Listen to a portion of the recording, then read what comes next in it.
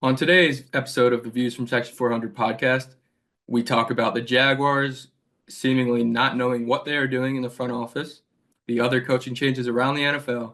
We recap a somewhat terrible national championship game between Ohio State and Notre Dame. Of course, we have our winners and losers of the week, and then an NFC championship preview featuring my guy Jaden Daniels against Matt's Eagles, the Bills, and the Chiefs. And we finish it all up with our Michaels of the week. Going to be a great show. Looking forward to it. See you guys soon. A16, turn me up.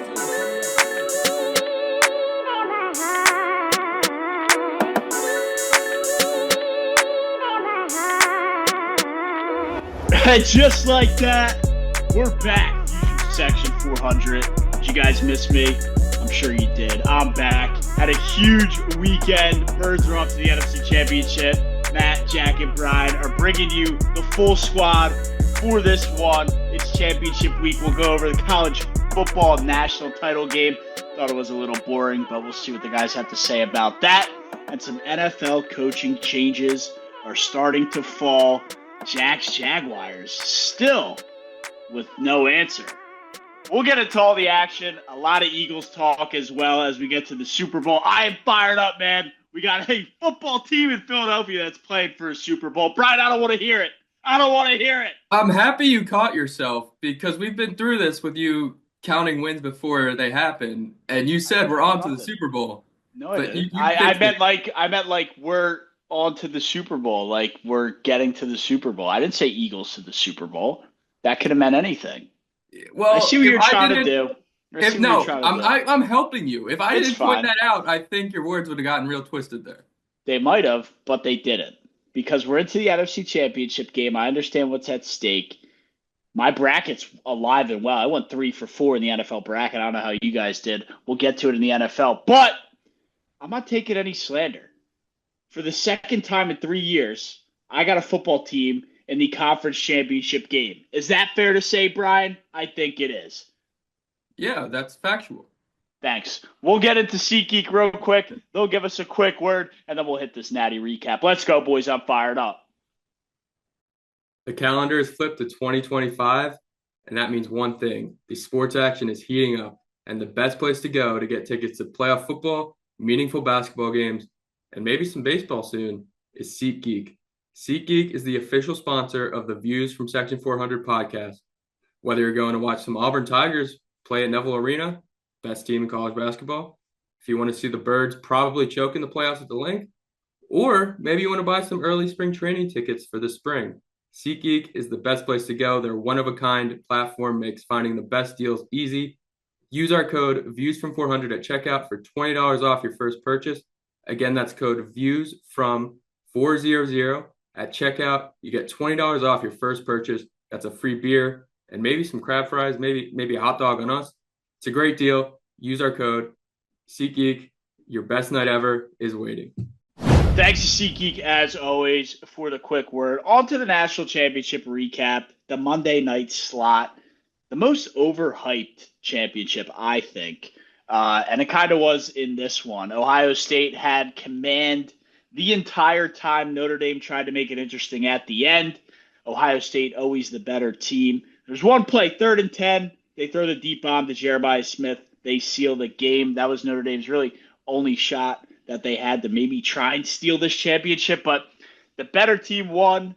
Yeah, what would you guys think? I know, Jack, you went out for the game. Brian, you were at an inauguration ball, but maybe still had updates on the game. I wasn't impressed. Wasn't pleased. Thought the whole thing was overhyped. Dragged out all the way to the 20th of January for this. The issue was that it was dragged out so long. I think they'll fix that. And Jack and I talked about this at length on Sunday's or Monday's show, but they'll fix it next year. Yeah, there's no reason they should be playing this deep. Yeah, it's way too deep into the NFL playoffs, too deep into the new year. I mean, they need it. I mean, think about it. We started this college football season back, like the journey really started back in like August, September. So, like, this is just way too far out at this point. But I enjoyed the game. Ohio State was dominating pretty much the entire game. I wouldn't say dominating, but they had control the entire game. As much as Riley Leonard tried to make a comeback, Ohio State was the best team, and they played the best in this playoff.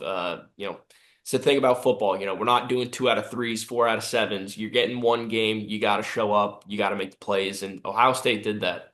Kudos to them. Yeah, and they did have at the ball event, Matt. They did have a little sectioned off watching area presented by DraftKings, which I thought was interesting. But I caught a little bit of this game, not too much, but a little bit. And from what I caught, Ohio State, like Jack said, was just the best team. And I'm mad at us because Matt Fest told us this when we had him on earlier. And Ohio State won the first college football playoff natty when it was 4 teams, and now they've won the first one with 12 teams. So when this expands to 16 teams, we have to remember this moment and just bet on Ohio State to win it. Yeah, I was going to say hammer the Buckeyes. That seems to be the trend, and trends in sports always seem to do well. But yeah, I mean, just to kind of recap and rehash what you guys are saying, it wasn't much of anything. We had an awesome day of divisional football the day before, and then you think, oh, maybe you're getting something here. What I want to ask before we kind of wrap this up, because Ohio State's the champions, and I was rooting for Notre Dame, so I don't want to give them too much credit, but where would you rather see this game? Because we hyped up the 5 days of playoff football when we had, what was it, Thursday, Friday, Saturday, Sunday, or 4 days, whatever we Yeah, had. it's So Thursday, Friday, Saturday, Sunday, Monday. where does this game get played next year? How are they going to clean this up? I think you start the college football season a week before they do week 0 now. And so week 0 becomes the true week 1. True And week then one. week 2 is where, yeah. So you push it back a couple, and you're gonna have to give. I think Jack and I said maybe you get rid of the Army Navy game, but I don't know how the troops would feel about that. That Or will not never. get rid of Nah. it, but get rid of it as a standalone event, so you could still play other And if we football. remember, President Trump has made appearances, or at least a appearance, at the Army Navy game. So if anything, at least under his administration, it might not be going anywhere because you know how he likes his public appearances. He might even show up to the one upcoming next year or this year. Yeah, I meant more you play football that week. It's not its own week of college football. I got you. Yeah, so I guess move it up a week or two, and hopefully that doesn't feel like they drag this out like crazy. I guess it wasn't too dragged out, but it sure as hell felt like it. And It, I it was didn't kind feel of dragged out until this until last game. until this last game. I agree. I know I said last thing, but the real last thing, and really just a statement. What a wild 3 months for Ryan Day. From getting like got to wear a mask in Columbus to you're the king of Columbus. I don't know who's had a run like that before. I'm sure there has been similar stories in sports from hey we want to fire you to hey you're the champ. But what a 3 months for that guy. Yeah, and this goes to show how moronic some fans are. But I saw some Ohio State fans take to Twitter and say the worst thing that could possibly happen is Ryan Day goes and wins us a national championship, and then he's our coach for the next 4 or 5 years. I don't hate that. What do you mean you don't hate that? They just won a national championship. They won a national championship, but they lost to Michigan again. So what? Who in Brian, next year, maybe we remember they lost to Michigan even though they won the national championship. In No, 5 years, in 10 years, all you're gonna remember is Ohio State was the team who won the first 12-team playoff. Just like how we don't remember anything else that happened during their four, when it was 4 teams and they won the whole thing. Do you remember a single game that season other than the fact that they were champions? No, that's all people remember. Like some of these fans are moronic. except Michigan fans Oh, talking to whatever. Ohio State fans. Oh, whatever. As a one-off thing, I think it's fine. If it happens again and say he wins another natty and his only loss is to Michigan, that would piss me. Like if Auburn won a natty and if Auburn won 4 natties in a row and they lost the Iron Bowl every single year, I would be thrilled they won 4 natties in a row. But in the back of my mind, I'd be pretty pissed off they lost to Alabama in each of those seasons. Sure, of course I'd be upset that we lost to Alabama all 4 of those years. But you want to know what we can do? Flash them these 4 rings we got on our fingers. That's all Yeah, that matters. I'm Titles, just saying there's baby. always like that asterisk that is gonna piss you off, and your rival, your hated fan base over there is gonna have that on you. I Well, mean, look, everyone has to have that one thing that they can come back with. You want to come back at me? Oh, we beat you in a, last game of the regular season. Cool. I got a ring. I won the last game of the season. You guys done? Matt, what do you think? Would you Yeah, I rather could Well, go. I'm would going you to bring have, up something that actually makes sense, and maybe it makes sense in my head. You guys can call me an idiot if it doesn't, but if we remember correctly, Michigan won the national title last year, yeah. and Ohio State lost to Michigan. So I think they all have all the juice. I think to Brian's point, that creates even more fire for the fan base. And then to them, almost say, well, we're the real champs because we beat you on your home soil. I know it doesn't count. I know it doesn't mean anything, but the fire is still there. Yeah, I get what you're saying. They We're won a talking about natty and moral they beat Ohio victory. State. They could say we won and we beat you, and And we Ohio beat State you, didn't. and we didn't give up our title. Look, one team gets a ring. That's what matters. I think that's more rage bait than it is making sense. But either way, Ohio State's national championship or won the national championship. Ryan Day, wild 3 months, and unfortunately to that Ohio State fan, he will probably be there for the next 4 to 5 years because Day did win the title. Valiant effort for Marcus Freeman and the Irish, but I guess nice rebound from the Northern Illinois loss. But other than that, Yeah, I'm needed a pretty stronger upset. effort. I'm pretty upset they couldn't win, and then NIU could say they were the only team to beat the national champion. That would have been kind of cool. Yeah, That definitely would would have have been been a dope. good moral victory for NIU. But Yeah, speaking of Michigan and Ohio State winning it, these past 2 years, the last time we've had a team, from the North go back, win 2 years in a row was 94-95. It's been 30 years on the year. Finally got Northern football back. The South has reigned supreme for 3 decades. Well, I know I love the SEC as much as you do, but now everyone can pay players and not just the SEC. So we might finally be seeing some variety of national champions. Yeah, dude. Look, maybe if it was a bigger thing last year, maybe we could have gotten Washington. One extra player for Washington that could have put them over the edge. That would have been nice for all of our bank accounts. yeah, it definitely would have been, and we probably would have never got. Would we have gotten a Pacific Northwest bet out of Brian if that happened? I'm not sure, but we Probably don't have not. to get it. We don't have to get into that right now. What we can get into are the coaching changes in the NFL. We had two fall, one today, one yesterday, or I don't know, whatever you want to call it. And obviously we'll get into Jack Shags in a second. But Brian, Jack, rate the hire, letter grade, Ben Johnson to Chicago. Brian, give us your grade first. I definitely like it more than our Twitter followers did. I'll give it a B plus. I asked the people on Twitter, and 40% said around 500 missed postseason, and 40% said they were a wild card team early exit. Only a 13% said they'll win the NFC North. I think they got a shot to win the North, especially now that the Lions don't have Ben Johnson and don't have Aaron Glenn, who we'll get to. They're still a good team, but they're going to have some figuring out to do. And Ben Johnson could make Caleb Williams the next Patrick Mahomes for all we know. Yeah, we're gonna have to see how that Bears team responds to Ben Johnson. I mean, we know how they finished out the season last year. They became the laughing stock of the NFL. They were celebrating early on Hail Marys, giving them up, like just different things like that. Where the Bears just weren't a serious team. They were above 500 before that Hail Mary happened. Oh, I know. They beat the Jags in London. I remember. I was touting their defense as one of the best units in the NFL, and look, For a short time there, they were close. they Or were not, maybe really not the good. best, but they were great. Yeah, no, And they then were the Hail really Mary good. broke them. They gave up. They gave up on the season. They turned into a laughing stock of a team. So for them to go from where they were this year and win the North when it's the Lions, the Packers, the Vikings who had this was like a historical division this past year. I find it hard for them to say, yeah, we're going to be kings of the North, but they could sneak into a playoffs, be a 500 team, wild card. Yeah.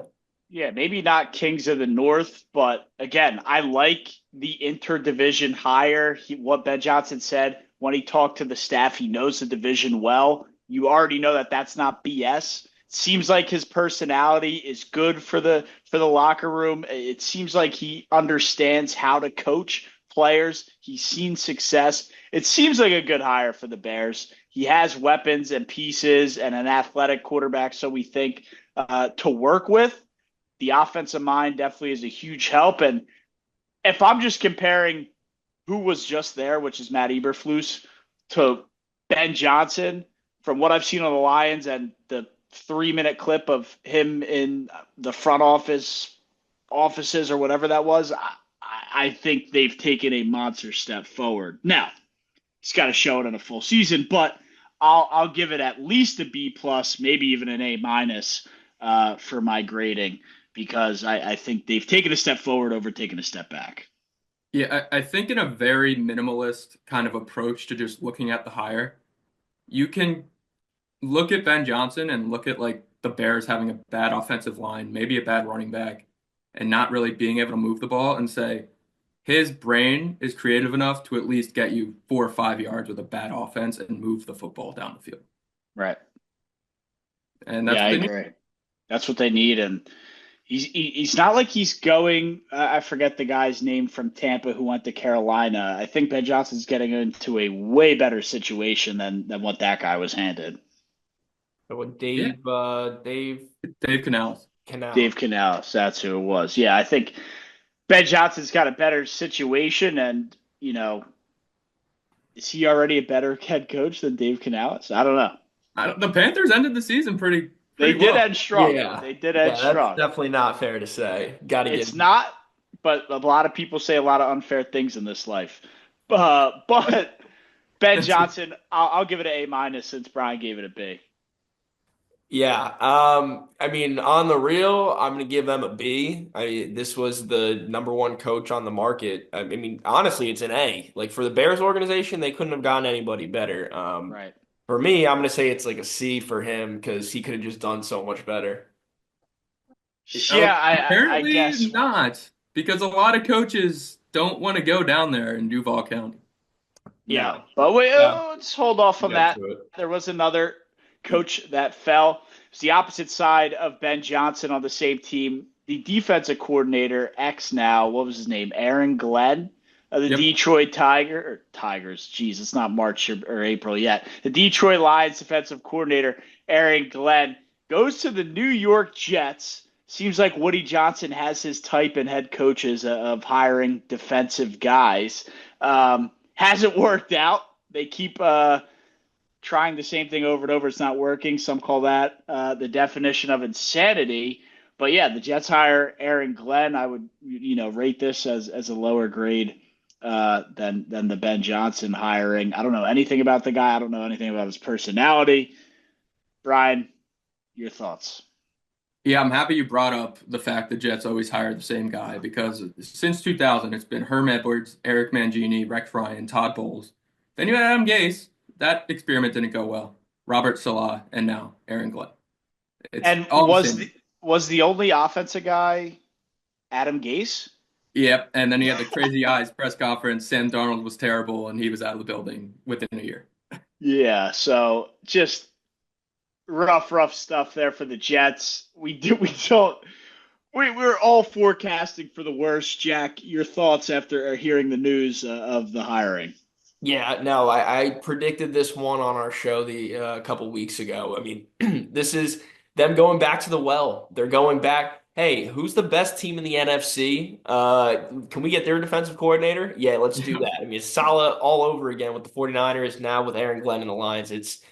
Hopefully this one works out better for Jets fans. I mean, Even Todd Bowles with the Bucks, right? I think so. Yeah, but he won the Super Bowl with Brady, no? it was before that, wasn't it? I forget wasn't if he Bruce won it Arians. and then he went back. Either way, but yeah, your point stands. My point stands. The Jets, they're such a poverty organization. That's coming from a Jags fan. So yeah, I hope the best for them. Did you just admit the Jaguars are a poverty organization? Did we get No. a slight I think he admittance there? No, He admitted I'm the just Jaguars saying, are. like as far as the public will say, The public, okay, that's what the public says. I Gotcha. think you admitted to them being like you say, poor. the public's delusional. They'll say all sorts of shit, but A lot of unfair things get said in life. there you go. Brian, anything else on the Jets or their hiring? Woody Johnson sell the team? Do we have a who are the old Mets owners? The Wilpons. Do we have a Wilpon situation at Jet Life Stadium? Listen, I like Aaron Glenn, but it's he's set up to fail just by the fact he's the same kind of guy as the rest of the coaches. And Todd Bowles was with the Jets before Tampa, so I got it mixed up in my head. But yeah, sell the team. Yeah, I think that needs to be the case as He well should have as been forced to sell the team after that Madden rating thing came out. Yeah, Like, but how can you that allow that? wasn't like yeah. there's no like Well, evidence that was It legit. was it was reported by legitimate sources. So well, what? that's why, Brian, I bring up the Wilpons because how were they ended up forcing to be sold? Is it because Cohen just threw too much money at them to say no, or how did they get their way out? Because it seems like however that happened, go do it to Woody Johnson and maybe you can get new ownership in there. Yeah, honestly, if they never really ran out of money, I think they just would have held on to the team. But I think they got to the point where they were just bleeding so much money. And they were getting Yeah. publicly berated for 20 years. Like, It you was can only take bad. so much of that. Right. You definitely can, but yeah, the Jets wish them the best because they've been so bad for so long. Rex Ryan was confident that this job was his. He got the interview, didn't get the job. Good luck in New York, Aaron Glenn. You're definitely going to need it. We'll jump in now to is this the last job that needs a head coach? I'm not sure, but it is the Jacksonville Jaguars. Jack, your squad still without a head coach. I think are they still looking for a GM as well? I know we're not at the Super Bowl yet, but they got to make some moves quick here so they can have the right people, maybe not the right people, but people in place, for enough time before OTA start ramping up. We get the mini camp, training camp, the whole 9 yards. So just kind of your thoughts of how Jacksonville, the whole organization, has handled the offseason to this point. Yeah, so I mean, first let's just start with what happened. Season ended, fired Doug Peterson. We said we were going to retain Trent Baalke. Then we go into the head coaching search. There are rumors that we're front runners for Ben Johnson, Liam Cohen, the Bucks OC. Either one of them I would have been fine with. Young guys, offensive minded guys, someone who can develop Trevor, the offense. I mean, that's what all Jags fans want. Apparently, the big kicker was Trent Baalke. Chad decided he wanted to keep him on. The two coaches, they came in, they interviewed. I think once or twice each, and then both of them ended up saying no, no deal. Ben Johnson's with the Bears. Liam Cohen decided to return to the Bucks as the OC. He didn't even want the head coaching job. I have a lot of, I mean, everyone's speculating, right? You don't really know, but everyone thinks it's because we kept Trent Baalke around.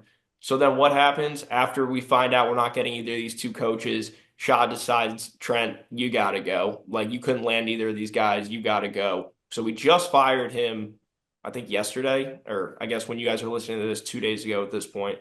But we're out of GM now, which I'm happy about. But we still need to find a head coach, which means new coordinators, the whole deal. So we're in limbo right now, Matt. We're absolutely in limbo. The two coaches I want ain't happening. Or the third, Bill Belichick, seems like an ancient story at this point. Obviously not happening. So I'm really at a loss. There are obviously still some guys out there that I'm eyeing up, but everybody that I speak into existence doesn't land with the Jags. So I'm going to keep my mouth shut from here on out as far as who I want. I really appreciate you articulating your thoughts so well there because I could tell you're stewing and you just really want to yell at the world about what's going on in Jacksonville right now. Yeah. But one thing, and it's good they fired Balky, but all they had to do was fire him earlier on. Yeah, And I know. the worst news here, I think you can get if they fire him early on, you just had the Jets get Adam Peters, who turned the Commanders into an NFC Championship team as the assistant GM. But I mean, he still made great moves, and now he's in New York, and he could have easily been in Jacksonville with Ben Johnson. Yeah, I don't know if you said it, but I do see it in the notes. Are they holding out for Cliff Kingsbury? I mean, the sixth seed Washington Commanders are on a magic run with a rookie quarterback. We'll get into them and the conference championships in just a couple of minutes here. But yeah, Cliff Kingsbury seems to be a hot commodity, offensive coordinator. Commanders offense just dropped 40 plus on the road against the number one seed. I mean, the Jaguars have to be at least keeping him somewhat on the top of their short list. I would not be happy with Cliff Kingsbury at I all. wouldn't either, for the record. I would not either. But I mean, I'd rather have he's Kellen Moore than Cliff Kingsbury. Talibor and Cliff Kingsbury are two guys that are.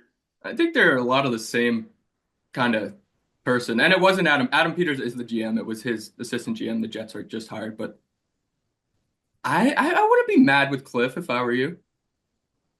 I like Cliff as an OC. As a head coach, I cannot get behind that. Yeah, he's. I think he's a solid head coach for like the first 2 years. Then he loses the team.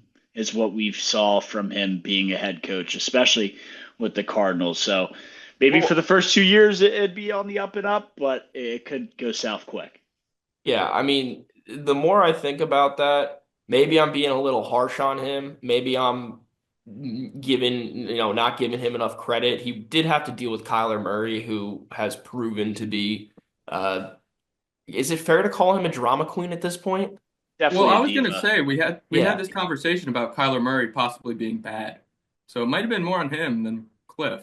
That's Yeah, and why Cliff, that's like yeah, at the time I thought it was totally on Cliff because I was seeing, no. some really good flashes out of Kyler, but after what I've seen from him the past few seasons, I'm starting to think it wasn't his fault. Maybe not all of his fault. There's definitely blame to go around. Um, but yeah, I don't think Kyler did him any favors. I guess to keep it short. But yeah, I mean, for whatever reason, Kellen Moore, who's been passed around the league like crazy, is fielding interviews while his team is still in the playoffs, which I can't say I'm pleased to hear, but that is the case. Cliff Kingsbury and Kellen Moore could be at the top of the short list now because who do the Jaguars have left to pick from? I mean, there are other coaches out there. There are plenty of guys who have, their name in the ring, but Would you rather Cliff Kingsbury or Antonio Pierce? I mean, there's also Joe Brady once the Bills get knocked out. as my He's an head option. coach, Like that's like a question you would have to ask yourself. That could be maybe a question that the Jacksonville front office is asking. Hey, do we want to bring a guy like Antonio Pierce in, or does Cliff Kingsbury make more sense? I mean, if Antonio Pierce wants to be the head coach and Cliff wants to be the OC, I think I'd like that, but You'd be all aboard. That yeah. wouldn't be bad. I just It wouldn't be I can't. horrible, but we've seen what Antonio did, man. I mean, he was like okay. He wasn't he was the good interim, but we saw him when he fully had the reins, and again, not a great team, but didn't seem like he really, really is the guy. I mean, We look, I'm forget. not like advocating like Jaguars, please go sign Antonio Pierce as our next head coach, but uh, there are worse leaders of men than Antonio Pierce. I agree. We forget too. The Saints still need a head coach. He seems like a fit for them. Yeah, They I do. could see Antonio Pierce there.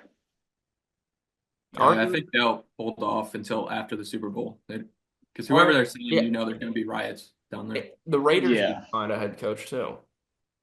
They haven't signed one yet. They should have. So Yeah. the Super Bowl is February 9th, whenever, what's that, the second Sunday in February. Do we see possibly all these teams finding a head coach before March 1st, or, how late does this cycle go? Yeah, I mean, now that some of these chips are starting to fall, I think it should happen fairly quickly. I mean, Right. Ben Johnson's out of the picture, Aaron Glenn's out of the picture, Liam Cohen's out of the picture. Those were, I would think, the big three Well, names. Liam Cohen's not out of the picture. He's just out of the picture for the Jags. I think he signed a big deal to come back to the Buccaneers as the OC. Oh, okay. That's I that's saw the that's why he's report. out now. Well, I mean, like obviously he decided to be out, but he's locked into a big deal with the Bucks as their OC now. Okay. I think, dude, I think him and Todd Bowles, like, Yeah. yeah, I think Tim and Todd Bowles are gonna do wonders down there in Tampa. Yeah, so he hasn't accepted it yet, but there are rumors that he's going to get paid to be their OC. Yeah, Paid isn't like a big contract. there's definitely a lot of questions going around with where these last couple teams could go with head coach. I know Jack will have all his eyes on his beloved Jacksonville Jaguars as they try to right the ship, try to fix, again, not coming at you, Jack, but fix the mess that has been created in Duval County. I'll leave it at that, and we'll try and take it easy on Jaguar talk until we ramp up, I guess, OTAs and maybe some draft talk. But yeah, that's a head coaching carousel. We'll get into the conference championships, like I said, in just a little bit. Here it's time for the segment of all segments, the one we love do every week, the winners and losers of the week, up here in section 400. Brian, you were ready to go with a winner for us tonight. Who won the week? Yeah, it wouldn't be an episode of Views from Section 400 if I didn't bring up the Auburn Tigers. Sophomore Jackson Coyven, who won the best player in college golf. It's I believe it's I don't know what award it is, Jack Nicklaus Award. But he won it as a freshman. He helped Auburn win a national title, came in second in the individual national title, but now he is 3 points away from getting his PGA Tour card, which would allow him to compete in all the PGA Tour events except the majors. But he needs 3 points this weekend in the Farmers Insurance Open.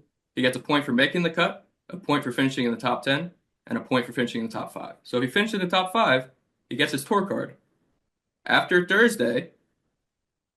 Wednesday, he is 4 under, which is tied for 18th. So he's right there. He did say he will stay at Auburn if he does get his tour card, so he won't go professional. But it would be pretty cool to play at Auburn and then play in whatever PGA Tour event you want to play in. And are you able to do that now with NIL, or is that a Yeah, new thing? as long as you have the card, you could just enter whenever. Yeah, I mean, I didn't hear anything about this guy. Did you say he was already on the tour playing for money, or he's close to getting there? He has 17 points needed for the 20 to get a card to be on the tour. Interesting. And then he can start playing for some serious cash. How old is this kid? He's only a sophomore, Wow. and he won the best golfer in college golf as a freshman last year. Yeah, and I forget there was recently there's actually a guy already on the tour, 17 years old. I forget his name, but he debuted last week. It's like Blades something. Blades Brown, 17 years old. Debuted on the tour last weekend. I think he shot 8 under, 9 under, which is pretty solid for your debut. I think the winner was 23 under, so he finished like 70th or 80th in the field, but still shooting 9 under or whatever it was. And 17 years old, I mean, you'd expect that guy to shoot like +3 or +4. So probably a high outlook for that kid who, again, only 17 years old, has a shot to make some serious cash at a very young age if he keeps playing like this. Yeah. And yeah, Coyven did say he'll stay at Auburn. I believe his quote was college is too good to leave. So I don't blame him. And Auburn golf is I wouldn't want to leave Auburn either. He's we're having damn some Eagle. fun. They're ranked first in the country after the fall season. So could be back-to-back national champions. Didn't we watch the fall season, Brian? Weren't you on your honeymoon when So we were that was the watching? spring season. And then they Okay. had the fall. They do like 4 or 5 events in the fall. Okay. But Auburn won one of them and finished like second in the other 4. Yeah, that was wild. We watched that live, but yeah, Auburn seems to have a rock solid golf program. So They're good at every Todd, sport besides football. yeah, which I don't know if I think if you could trade it for they were horrible at everything with dominant in football, would you make that trade? See, it's close because college basketball is my favorite college sport. Yeah, So I think Jack would take that trade. Man, I want to see us cut down the net really freaking badly. So you say it now because they are the unanimous number one. But I think any other season, you guys should be like, yeah, every sport can be dog shit. Give me the Auburn Tigers to be a top three college football program. I mean, I It's because they're the unanimous number one. Is the Yes reason and why no. you guys it's a are like, personal preference for eh. me. College basketball is my second favorite sport. Like if we're gonna talk like just for like talking about it, like sure I'll take the football win. Like that I think that's more impressive maybe, but there's so many more basketball games throughout the season where like I every week I can watch like 2 to 3 games of like number one basketball and see my team pop off. It's amazing. Versus like, college football, you get, 12 games, whatever it is, 13 games.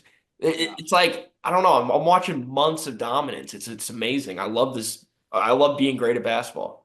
Yeah, but it Yeah. would be really cool to beat Bama every year and be dominant in football.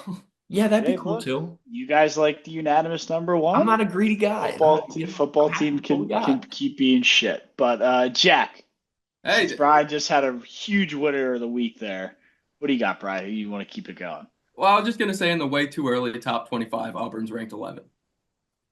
Not that it In means much, football, but in football, yeah. we've seen teams be ranked in the top three, i.e., Florida State, and finish with 4 wins. So Yeah, it yeah, doesn't mean I'm much, not. but It means nothing. Were at they? I least wouldn't even say it They doesn't mean weren't a top much. three team. I think they were 10. They might have been like 8. Yeah. All right, at least I thought they were at least top five. All right, maybe I'm a little off, but the point stands. Yeah. I'm just saying Auburn is slowly getting there. Hugh Freeze is getting his guys in there. Yeah, Finally but snowed in Auburn, so freeze is coming. yeah, maybe there's something there for you guys. But Jack, why don't you kick us with a little winner of the week here, and then I'll wrap up the winner segment. Yeah, my winner is not going to be as good as my loser, but I got to give a shout out to the boy Sammy Coates, War Eagle Brian. Word damn. Sammy Coates just landed a job as a high school football coach, big time program in Huntsville. So keeping the tradition alive in Alabama. Hopefully he recruits a lot of high quality high school football players over to Auburn after they get done in Huntsville. And look, this is all about him. I'm happy for him. I like seeing good news stories about former players. These guys sometimes they just turn out to be bums afterwards, but not Sammy Coates. Dude, if he's good at that job, Northern Alabama might hire him. Because right now they have Kerryon Johnson and Deshaun Davis on the staff. Could just make a whole staff of Auburn alumni in that There you on go. that school. Yeah, and then possibly turn into, I don't know how good this high school is at football. I think Jack said it was a decent program. Can be a huge feeder school right to the Auburn Tigers. So That would be maybe they got something there. 9 out of the top 10 recruits in Alabama this year committed to Auburn. There So you go. They're War turning Eagle. things around. But yeah, props to that guy. I will go my winner of the week here, which I thought one of you guys would have. I don't think we have his name because it is a child, but the 11-year-old who pulled the one of one Paul Skeens rookie card, MLB patch card, whatever you want to call it. I mean, that is like a dream of all dreams. I know the kid's only 11, so maybe he can't realize what exactly this means, but I mean, the card looks sick. It's worth clearly a lot of money. Um, Tops announced that the card was found. The Pirates offered a haul of goods, including 30 years of Pirates season tickets. The Nothing kid, like 30 years of Pirate season tickets for a kid that lives in LA. yeah, that's what I said. Hopefully his parents step in, or at least some kind of manager can step in and maybe argue. But I would say, and maybe it makes more sense for me, but give me 20 years of the season tickets, and yeah, give me the season tickets and give me 300K, and it's yours.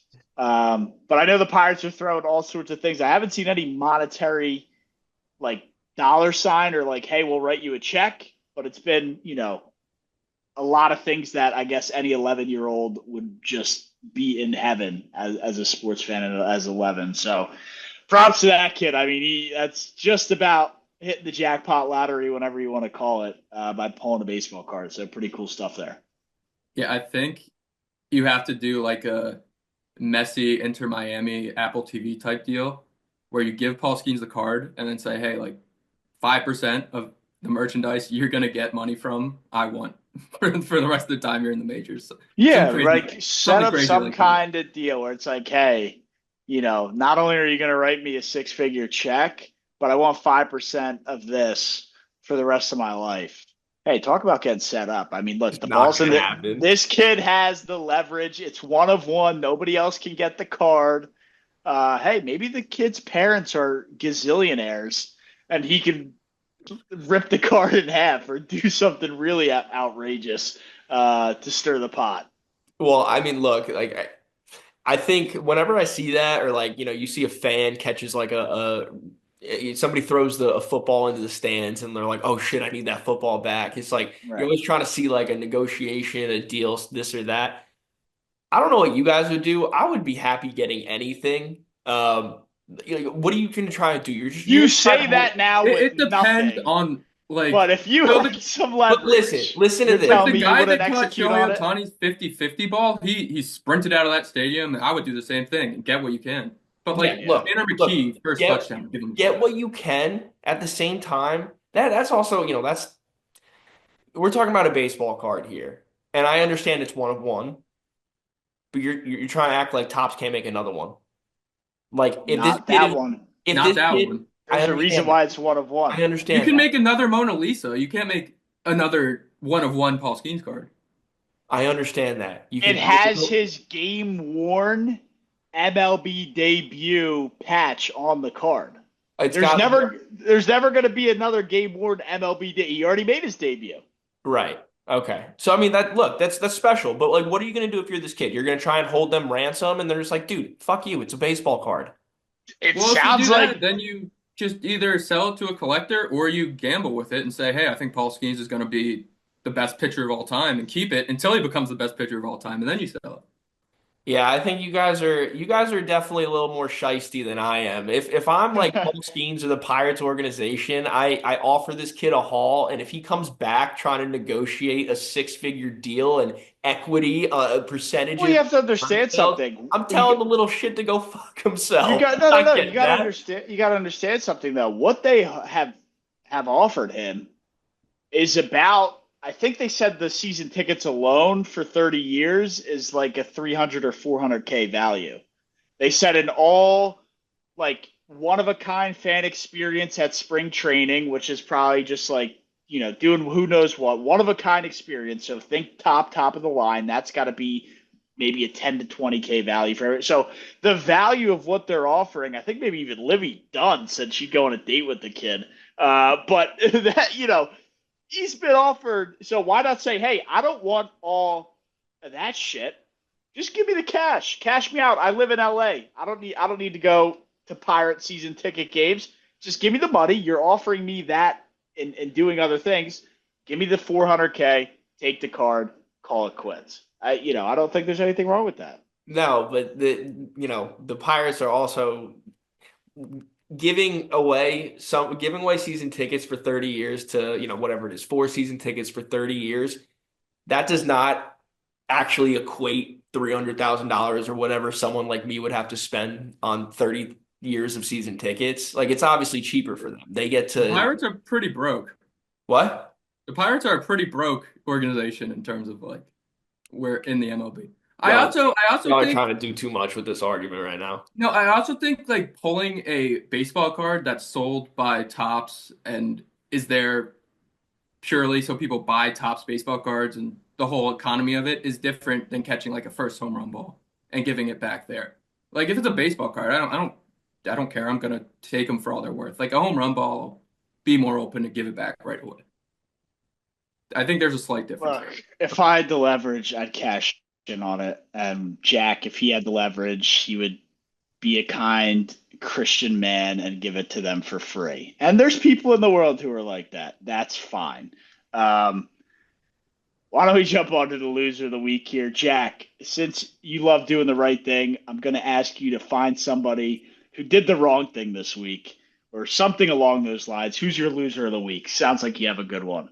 Yeah, Matt, and unfortunately, you're not gonna like it, but I did find someone who did something wrong this week and actually has done something wrong for over 1,900 days now. What do you Joel got? Embiid has not played a game in Denver in over 5 years.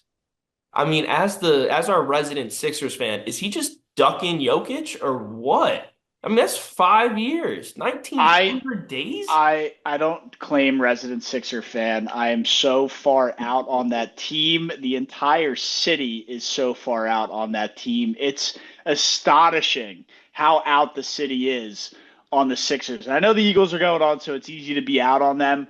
But this is a football town and then a baseball town right after it. Everybody's all in on the Eagles and all in on the Phillies. Hell, even the Flyers are starting to make a run at that. Nobody cares about Sixer basketball. Is he ducking Jokic? Probably. I don't know. They call him M bitch for a reason. The guy hasn't done anything as far as I'm concerned. What, he won MVP the one year? Sure. Injuries out the ass. We already know what the NBA in general is with injuries. The Sixers, it's a joke, man. Josh Harris owns the Commanders, who are playing the Eagles this weekend in the NFC Championship game. The whole thing's a joke. They're run by a joke of a guy. Sure, he's a billionaire. He's a joke of a sports owner. He owns the Devils, who are the Flyers' rivals. He owns the Commanders, who are now going to turn into a huge Eagle rival. There's so much bad with the Sixers. I don't want to get fired up about it, but to answer your question in one word, yes. Yes, he is ducking Jokic. Yeah, I'm starting to believe with the Sixers downfall that Josh Harris is going to sell the team and then put the money into a new stadium for the Commanders. Yeah, that makes the most sense. They have the most, probably, what's the word I'm looking for? You just got me so heated about the Sixers when I said I wasn't going to get heated. The most promise, the most potential out of the team. I know the Devils are decent. Like, I would just go all in on the Commanders under the rookie Jaden Daniels, sell the Sixers. Who gives a shit about the NBA anyway? NFL is way bad. I mean, NFL is the number one sport in America. Go load up on Commander football. You have your quarterback of the future, as so you think. Yeah, build a new stadium, juice up that franchise.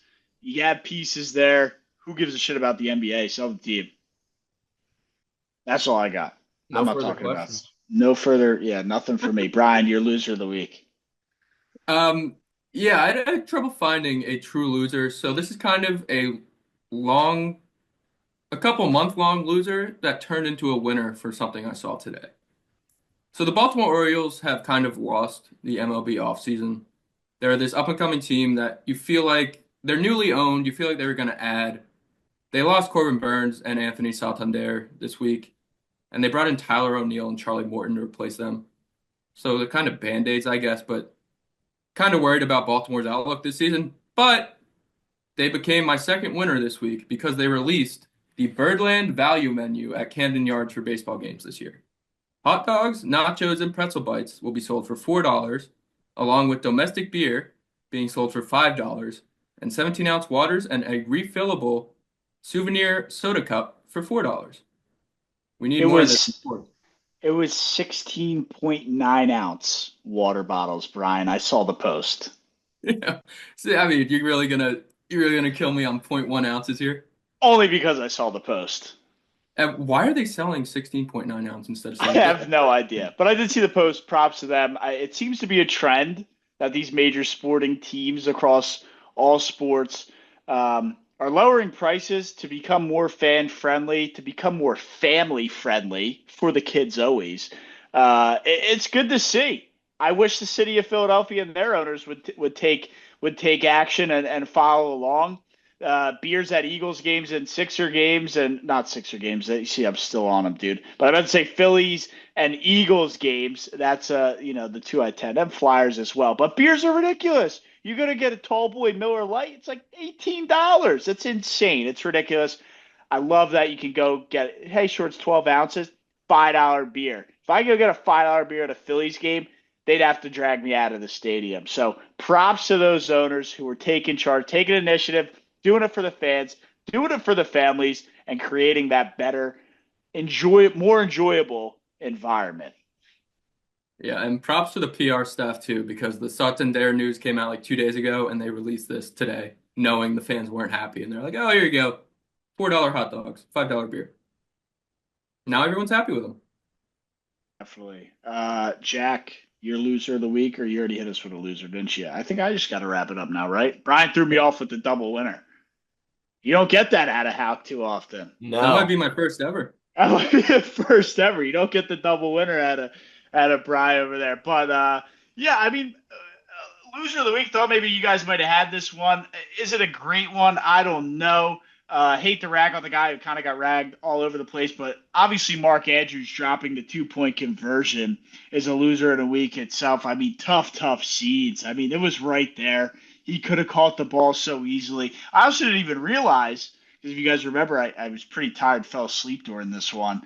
He had a fumble on the drive before, which set up the Buffalo field goal. So if he doesn't do that, and the Ravens score as which they did, they probably walk out of Buffalo with the victory. They don't. They get the field goal. They go down and score anyway, and then he drops. So a double whammy for Mark Andrews.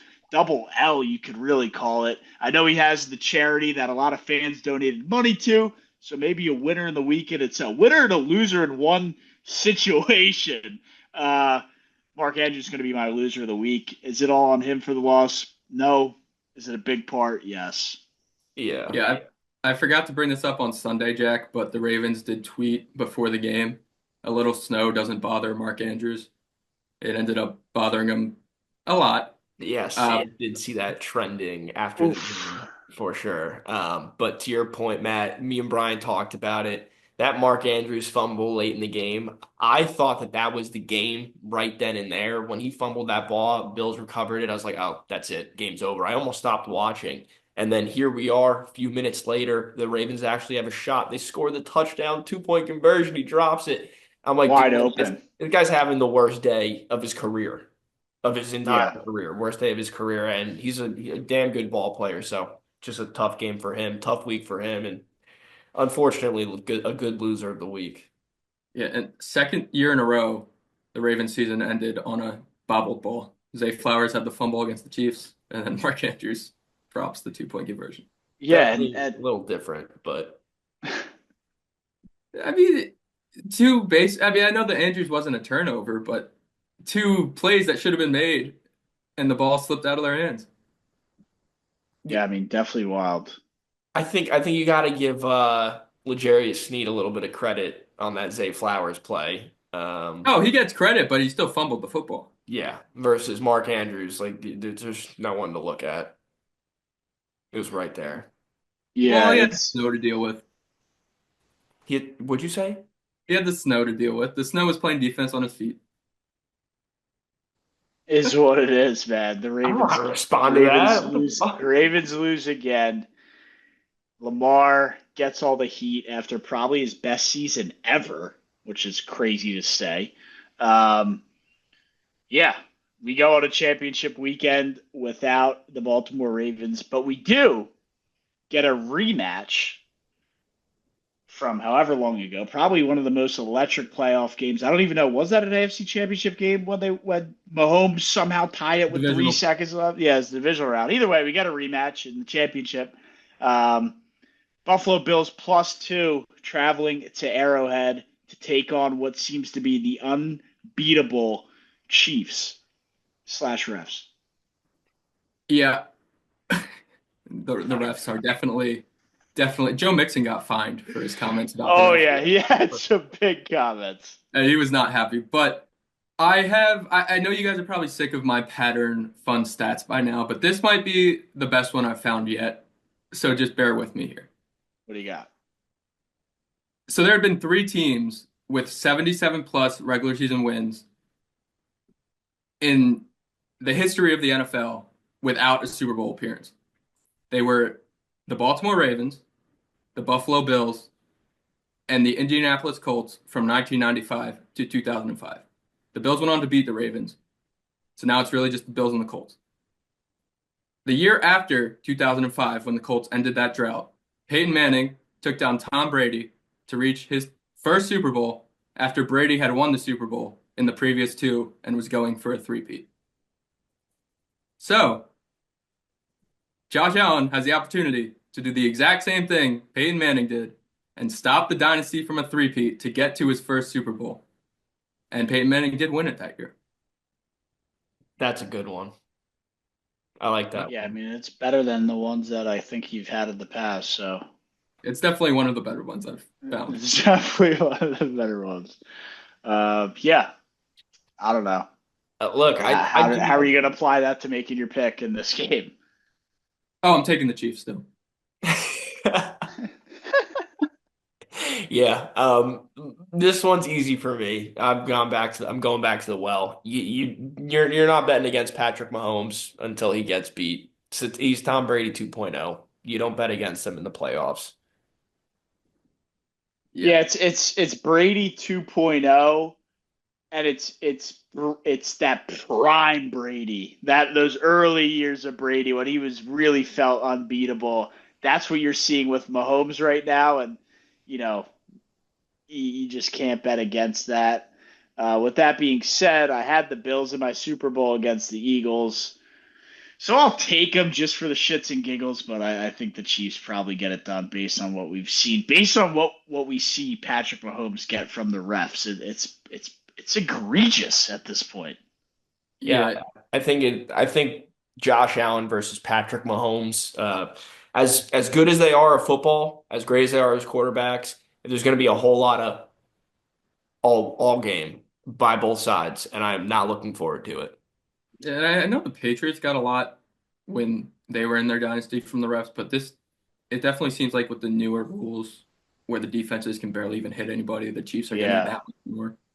Right. They're getting that much more because, like you just said, back then, you had, I know with the Eagles, Brian Dawkins was laying the wood, but what was it? The McCourty brothers was maybe there was a guy named Harrison too. Like they had some heavy hitters that Rodney Harrison. Yeah, Rodney Harrison. Patriots? Yeah. Yeah. I mean, they were laying people out, laying the wood. These guys are making big hits. They're still making big hits now. They're just getting penalized for doing so. So it definitely feels a lot more in the new era of the NFL. Yeah, and also not more parallels between the two dynasties. I mean, Brady always had to deal with random running backs and random receivers. The last two times they've met in the playoffs have been the divisional round. The last time they met in the AFC Championship round, it was Darrell Williams as their leading rusher and Tyreek Hill was the leading receiver. And now you're seeing it with Pacheco, Kareem Hunt. And Pacheco's probably going to have a good career, but who knows? We could talk about him the same way we talk about Darrell Williams and like Leonard Fournette as just guys that balled out for 1 year in a postseason and then were never heard of from again. Brian, absolute nonsense. I 3 seconds to putting Leonard Fournette in that same conversation is kind of wild. Well, in terms of postseason success, and I kind of wanted to jab a Jaguar there for the sake of jabbing a Jaguar. I don't know how you're really gonna judge a running back based on postseason success. Well, in 20 years, I'm saying when we think about these guys, I think of Leonard Fournette with Brady during that playoff run more than I do him in October playing for the Jaguars. Okay. So I'm saying like you'll think of Pacheco in that Super Bowl where he scored like a touchdown in every game more than you'll think of his regular season stuff. Do you not also remember the Leonard Fournette taking the Jags to the AFC Championship or no? He didn't take him to a Super Bowl. He was a monster in fantasy that year. I remember that. Yeah, no, I'm just trying to understand Brian's point here. There's no need to understand how Darrell Williams. It was a little bit of a stretch putting Leonard Fournette there. It's more just saying like when you look at these kind of stats in 5 years and you're like, oh, Leonard Fournette. Yeah, I remember Leonard Fournette balling out in the postseason. It was a Jaguar jab, Jack. That's what you just have to understand. It was a Jaguar jab. Make them good. Make them make sense. It's fine. I think everybody thinks, all of America thinks the Chiefs, even though everybody will be rooting for the Bills, we all are just not going to bet against Mahomes, and we know he's going to end up getting there. But we jump over. I'm surprised Brian listed the Bills first, since that game is at 6 o'clock or 6:30. The three Well, I wanted o'clock to let game, you end it with the Eagles here. that's fine. I appreciate it. The Washington Commanders against the Philadelphia Eagles in an NFC Championship showdown, a divisional showdown. Commanders come in about a touchdown underdog. Look, all the pressure is on the Eagles. The Commanders aren't supposed to be here. They have the rookie quarterback. They were supposed to maybe not get smoked, but they're 9.5 point underdog against the Lions. I mean, this, there's supposed to be no shot. The Eagles were probably mentally prepped to be on a plane headed to Detroit. They get the game in the home crowd, South Philly. The Commanders are playing loose. The Eagles, maybe not playing tense, but a lot of pressure on them. I don't love that aspect of it, but the Eagles have the better team. They lost to the Commanders when Kenny Pickett played, when Hurts played and the whole team played. They won by 2 touchdowns. So I think they should be able to get this one done. Cover the spread, I don't know.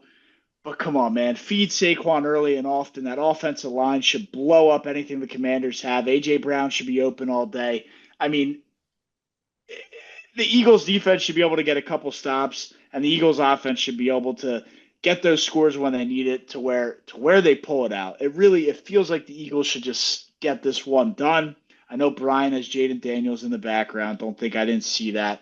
But I know he's all over it. Somehow, some way, Brian has some way to cheer this on. He's been pouting and this, that, and the third about Jaden Daniels. I'm sick of it. I almost wish that the Lions won so I didn't have to deal with this all weekend.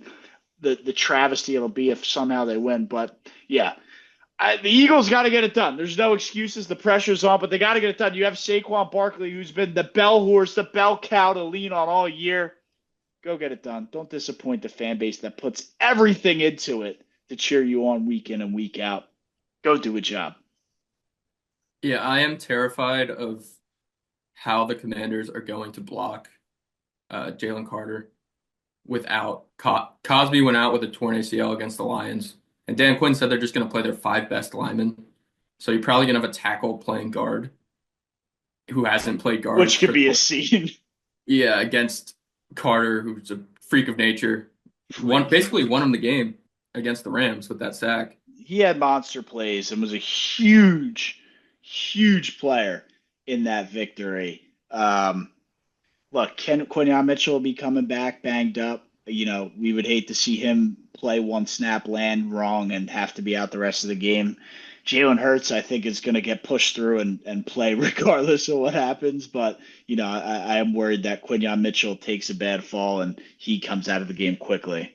Yeah, and that's big too, because he held Terry to 1 catch for 7 yards the last time they played. Yeah, he was locked down, and people gave their praise for Isaiah Rodgers coming in. I think that's his name, but you got to have Quinyon out there. You got to have this. No definitely help, but you got to have Quinyon in there. I would not feel comfortable as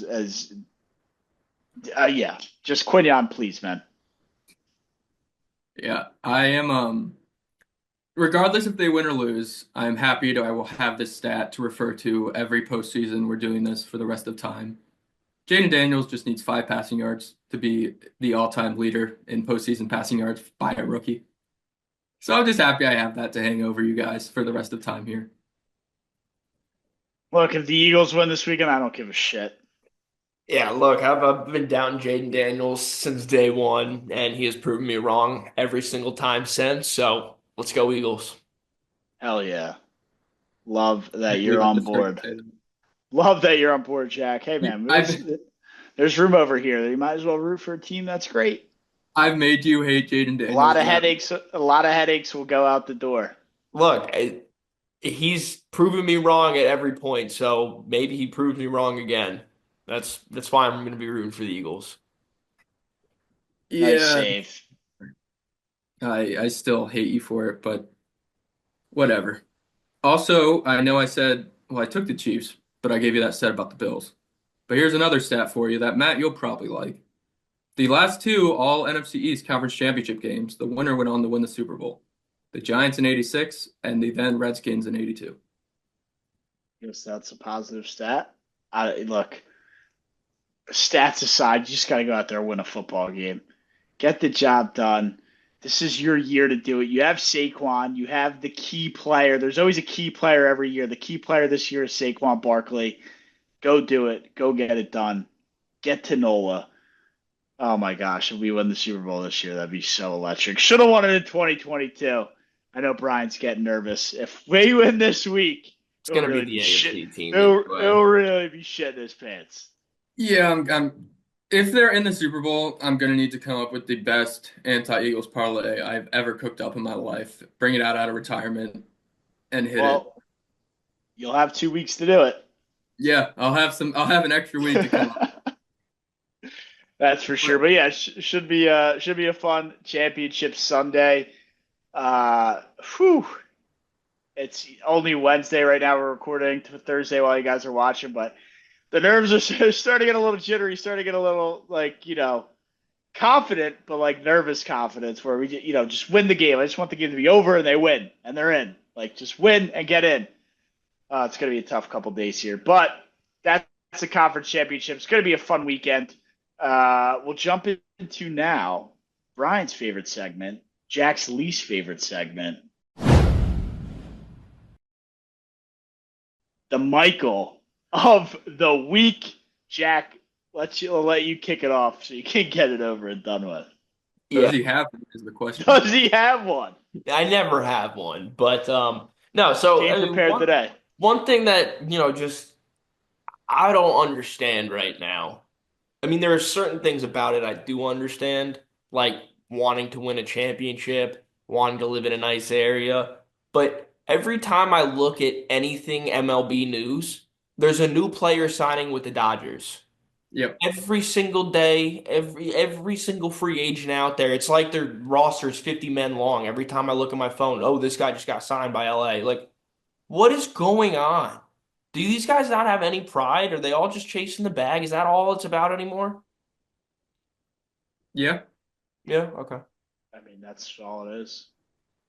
The impending lockout is going to be terrible, and I'm going to hate my life without baseball. But you think who's going to cause the lockout? The other 31 rosters? the other however many players. It's going to be like, we need to make sure you can't give these guys deferred money because we want our money up front, and you can't just give a bunch of players deferred money to go win a ring. That's not fair. We want to get paid right away, and we want to win too. Which is wild because, people are throwing this season away as like, oh, the Dodgers, the super team, they have it wrapped up. But how many years? I mean, there's only a handful of years. I don't know the stats on the top of my head, but like the team with the best record does not win all the time in baseball. And honestly, it's like pretty rare that the best team wins all the time. So it's pretty infrequent. I know it's annoying. They have the super team. They're going to be really good and really annoying. But like MLB playoffs, that's what's so special is like anyone can beat anybody regardless of who's out there. The hot teams get hot for a reason. I think pump the brakes on this whole Dodger thing. They are going to be good and they are going to be annoying. We get that. But to just write them off as World Series champions in January because of all the signings they've made, we've seen teams do it. Pump the brakes. Word for a long 162. I'm not calling them the World Series champs yet. Yeah, I still got to go out there and play the games. It's just why does every single free agent go there? Like, again, you want to win a championship, you want to live in a nice area, you get paid money, sure. But like, does nobody have loyalty to their teams anymore? Like, is that on the owners? Is that on the fans? Like, there's some guys out there that are like, I love this city, I love the fans, I would never leave them. Like, there's no loyalty anymore. Who's that on? It's more than anything, it's on the Dodgers for just running the best organization by far. They've found a way to defer the money, so these guys are still getting solid contracts and getting a way to where they're putting themselves in the best possible opportunity to win a title which helps their Hall of Fame resumes, I guess, and their pride. Um, but whatever you want to call it, I'm saying to the everybody on X and Twitter that are writing off the Dodgers as the champs or calling them the champs in January, pump the brakes. There are good teams out there still.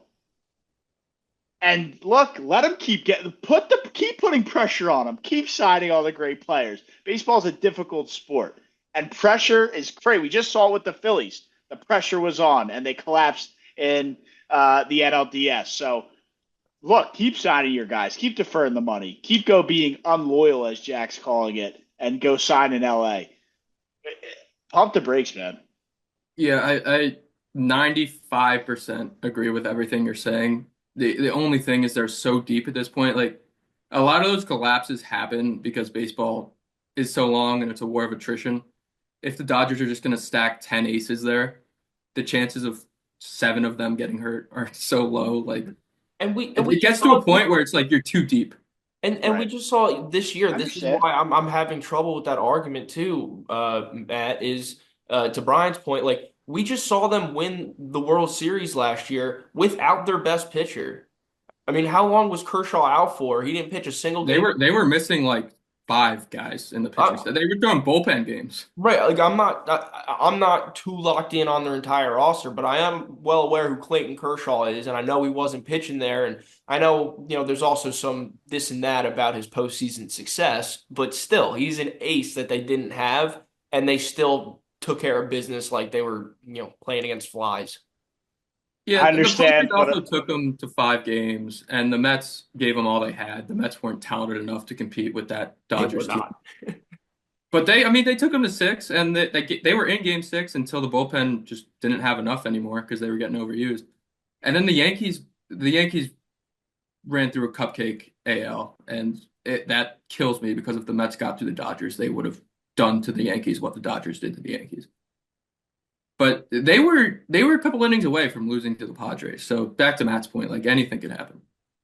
anything could definitely happen. And Brian, you should be on my side because you have a good football team in the up there in the Queens. In South Philly, there's still a damn good baseball team, and you know we can beat the Dodgers. It can happen. Yeah, this iteration of the Mets. Depth is a real issue. I agree 100% with what you're saying there. That like super deep, super deep. They have the guys, but there's still a chance. I mean, that we have good baseball Yeah, teams in our cities. no, yeah, there's a chance, and I think this, as the Mets stand right now, if the Mets go into opening day with this roster, I don't think they're good enough to get by the Dodgers. If you get Pete Alonso, or if you make that trade to get Vladdy Jr., I have all the faith in the world the Mets can take down the Dodgers. Yeah, so let's not write off Dodgers as the champs just yet. And then again, to Jack's point, I know they just won, but it's always tough to go back to back in baseball. Really tough. So we got some stuff on our side. Again, depth is obviously crazy. They have all stars up and down the lineup, but it's going to be a long year. 162 is 162. You don't know who's going to be hurt. You're not wishing for guys to get hurt, but it's baseball. It happens. So we'll wait and see. It's a long season, and hopefully that's it with the guys they sign. But I think speaking of that's it. That's probably it for us. That wraps up. Wait, did you We need a got mic 2 more in the Michaels left. Oh, did I? No. I think I Jack didn't gave even out give his. We my haven't given out mic. ours. the only Michael, yeah. Holy smokes, that would turned into a 20-minute MLB rant. Yeah, it was a good Michael, Jack. I'm proud of you. Yeah, proud of you, Jack. My What do you favorite got for segment. us, Brian? What do I'll you keep got? mine short. The New York Knicks finished the Biden administration 195 and 151. That is their 4th highest winning percentage of a presidential administration of all time, behind Nixon, Clinton, and George Bush. Congrats to the Knicks. What was their record under the first Trump term? Not That's the so real good. question because that might be what we're going to see the next 4 years. Yeah, that was pre-Jalen Brunson, so I don't know if Knicks fans want to go to that. Oh, yeah, that was when they were really bad. Yeah, they were throwing like Andrea Bignarni out there. Yeah, dude, they were throwing some really ugly lineups out there.